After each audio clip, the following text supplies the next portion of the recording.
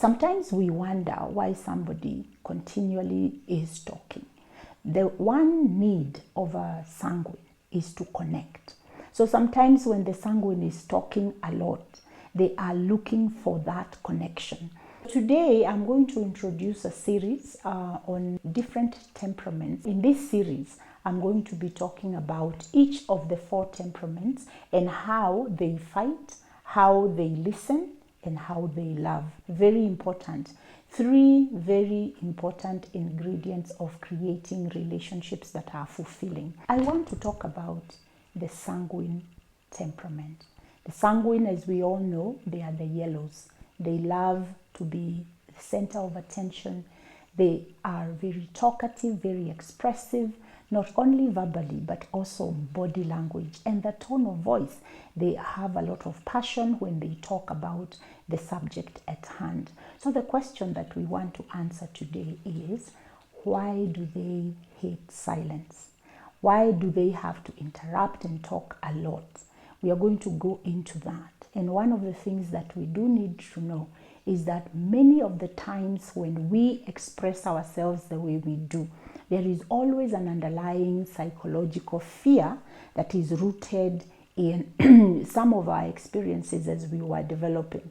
And so we are going to talk about why, the reason why the sanguine is talking a lot and not really comfortable with being alone and also silence. What does the connection mean for the sanguine? It means that they are valued. It means that they are seen. And so when you are talking with a sanguine, one of the things that you would want to do for them is to do what we call active listening, where you are showing them that you are listening and that you are following. Because in that listening and following their stories, you are connecting. They are feeling connected with you.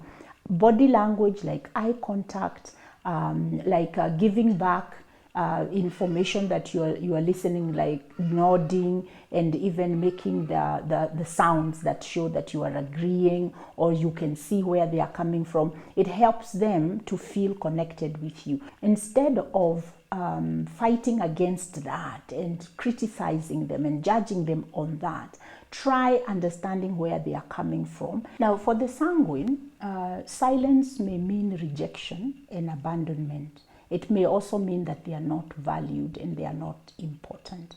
So what you want to do if you are in a relationship with a sanguine, you want to learn how to assure them that you are hearing them by giving them feedback.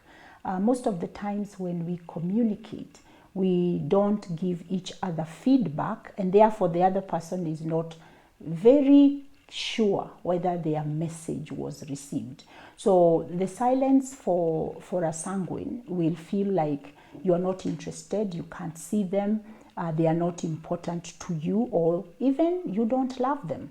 And so understanding that your sanguine partner needs to know that you are hearing them is very important. You can use ideas, you can use things like where you say, I hear you, can I just tell you what I have heard so far? You can interrupt and allow them to know that you have heard them, how you are experiencing the message they are giving you. I have encountered quite a number of sanguines. You are feeling like they are telling you too many details that are not necessary. You just want to know the bottom line. You want to get to the end, but they want to tell you all the details, how they met so and so, and what they said to each other, what they did, where they walked.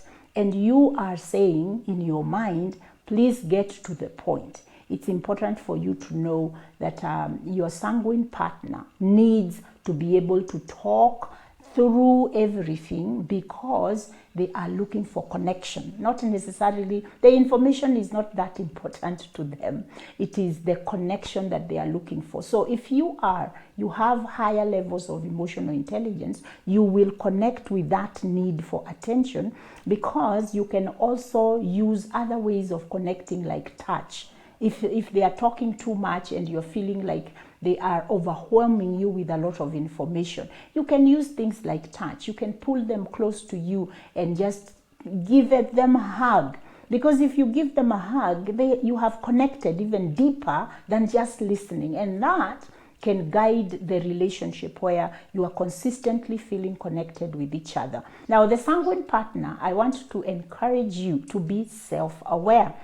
Catch yourself when you are telling too many stories, and when especially you are going on tangents, because you are afraid of losing the connection, because you are not feeling connected. Try other things, like I said, touch. Try other things like activity, where you can connect with your partner and your spouse in a less overwhelming way, where you feel the anxiety to keep talking because you are really looking to feel connected. Try other things. Like now creating activities where you can do together. Physical touch can be one of the other things that you can do together. Anything that can help you have something more than just talking. It can really enhance the feeling of your relationship. And the sanguine partner also understand that when you know your partner, you know how your spouse is wired, know how your relationship partner is wired, so that you don't translate their silence or they are not paying attention as rejection. Know them, because they might not be the people who connect through talking. They might be the people who connect by just sitting together or doing an activity together, like now the choleric. Share this channel with your friends. And I also want to ask you, if you haven't subscribed, please go ahead and do that, so that you can get notifications whenever I'm putting out new content. And also visit me on my website www.gracekariuki.co.ke, and you will be able to get in touch with me, so that I can offer you your personalized service that can help you to build your relationship. Until I talk to you again, continue to live by design.